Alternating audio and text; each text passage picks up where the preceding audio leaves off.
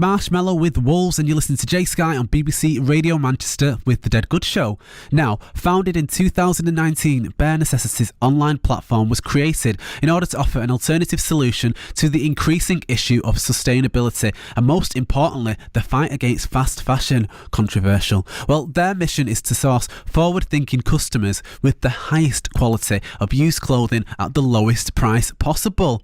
Well, Bare Necessities isn't just an online platform anymore. No, after deciding used clothing shopping should be an experience, Bare Necessities opened a pop-up shop on Oxford Road in Manchester, and Bare Necessities will remain a pop-up shop until December, but due to the popularity of it online on sites like TikTok, postings of the store receiving thousands of views, the store is now attracting more customers than ever, and many think it will become a permanent place to thrift in the city. Well, I'm joined by the manager, Jack Hogan, right now to talk about all of this. Welcome to the show, Jack. How are you? I'm great, thank you. Thank you very much for having me. Really appreciate it. Well, it's great to have you on tonight. Well, thrifting and thrift shops, especially in cities like Manchester, are literally going bananas over the years due to the ongoing concerns of fast fashion. Jack, what's your take on this? Why do you think people are thrifting so much? Well, I think there's a few reasons. I think obviously you have to look at the economic side, the economic crisis we're in at the moment. People don't have as much money to spend. When you're going into buying these brand new brands, your Ralph Lauren, your Tommy Hilfigers, etc., it's expensive. Families can't afford that, especially for the children. And, we offer these good quality brands. We select the good quality ones, good quality items, and we make sure they're at an affordable price so people can afford them. And then the second reason is also the ethical side to it. Right. A lot of the people in the fast fashion industry aren't treated that well. A lot of them aren't paid a living wage. But these items that are going to go into landfill anyway, that are going to contribute to pollution, we actually save them and we take them back out and we keep the cycle going. Brilliant. Now, you mentioned there the low prices. Talk to me about that, because obviously a lot of people shop fast fashion because of the low prices, but you're able to keep the prices still quite low, aren't you? How do you do that? So that's due to us buying economies of scale, basically. We have a large warehouse. We have 3 stores currently.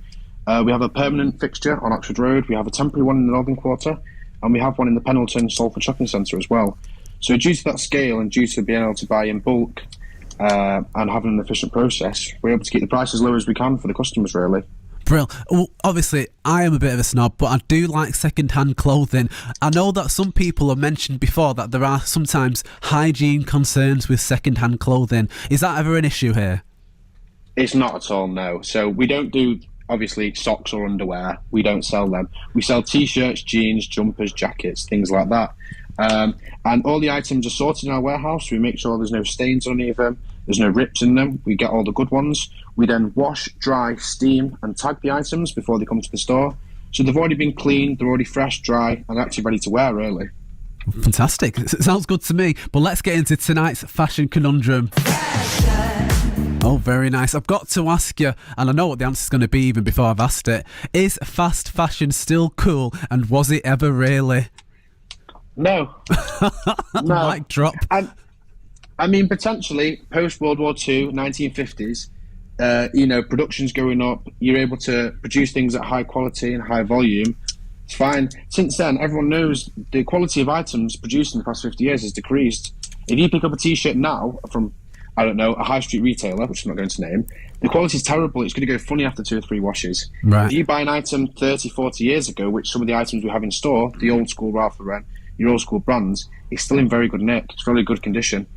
And actually, the second-hand market is currently worth $28 billion. It's projected to be $64 billion in 5 years. My gosh. And in 10 years, it's predicted to take over the fast fashion market. So we're actually going to see the second-hand market take over the fast fashion market. Well, that's food for thought, isn't it? Jack, thank you so much for joining me on the show tonight. You have a great evening.